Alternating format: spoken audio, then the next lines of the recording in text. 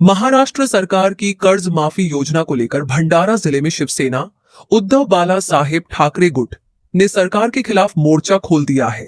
Party कार्यकर्ताओं ने किसानों की बिना शर्त और सरसकट कर्ज माफी की मांग को लेकर आंदोलन किया। शिवसेना का आरोप है कि सत्ता में आने से पहले सरकार ने सभी किसानों की कर्ज माफी का वादा किया था, लेकिन अब कई शर्तें लगाकर किसानों को राहत से वंचित किया जा रहा है। पार्टी नेताओं का कहना है कि यह कर्ज माफी नहीं बल्कि किसानों के साथ धोखा है। आंदोलन के दौरान नेताओं ने दावा किया कि उद्धव ठाकरे के मुख्यमंत्री रहते हुए किसानों की व्यापक कर्ज माफी की गई थी, जबकि मौजूदा सरकार ने शर्तों के कारण बड़ी संख्या में किसानों को योजना के लाभ से बाहर कर दिया है। प्रदर्शनकारियों ने सरकार से मांग की कि किसानों को किसी भी अतिरिक्त शर्त के बिना सरसकट कर्ज माफी दी जाए ताकि उन्हें आर्थिक संकट से राहत मिल सके। राज्यातल्या महायुती सरकारने अगदी काही दिवसापूर्वीच शेतकरी बांधवांना घेऊन कर्जमुक्तीची जी योजना जाहीर केली, मुळातच ती योजना त्या योजनेच्या माध्यमातून राज्यातल्या भोळ्या शेतकऱ्यांना मूर्ख बनवण्याचं काम हे महायुती सरकार करीत आहे। सरकारने जी कर्जमुक्तीची योजना आणली आहे ती योजना कर्जमुक्तीची नाही तर कर्ज वसुलीची आहे।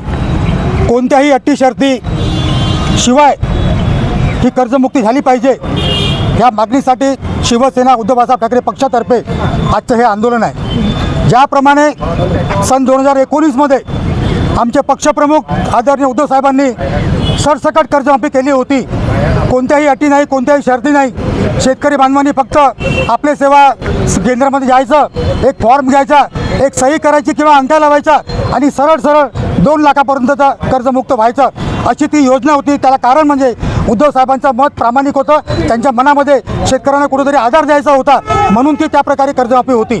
परंतु त्या अगोदर आपण जर विचारात घेतला तर 2017 मध्ये ज्या प्रकारे देवेंद्र फडणवीस सरकारने अटी शर्ती नियम लावल्या होत्या आणि त्या अटी शर्ती पूर्ण करता शेतकरी बांधवांना सरकारी कार्यालयाचा चक्रा मारावा लागत होता आणि त्यापोटी आपला जीव जातो की काय अशी त्यांना भीती वाटत होती।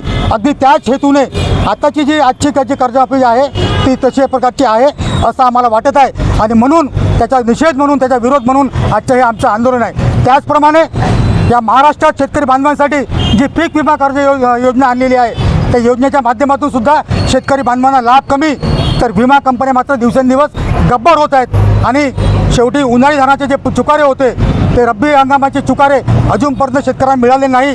800 करोडपैकी जेमतेम 200 करोड या सरकारनं दिलेले आहेत, अजूनही 650 करोड देणे बाकी आहेत। आता खरीप हंगामात सुरुवात झालेली आहे, शेतकऱ्यांना पदोपदी पैशाची चंचल भासत आहे। अशा त्यावेळेस शेतकरी बांधवाकडे जर पैसे नसतील तर शेवटी मग त्या धानाचा उपयोग काय आणि म्हणून जे 650 करोड बाकी आहेत ते सरकारने ताबडतोब या ठिकाणी जिल्ह्यातील शेतकऱ्यांना दिले पाहिजे।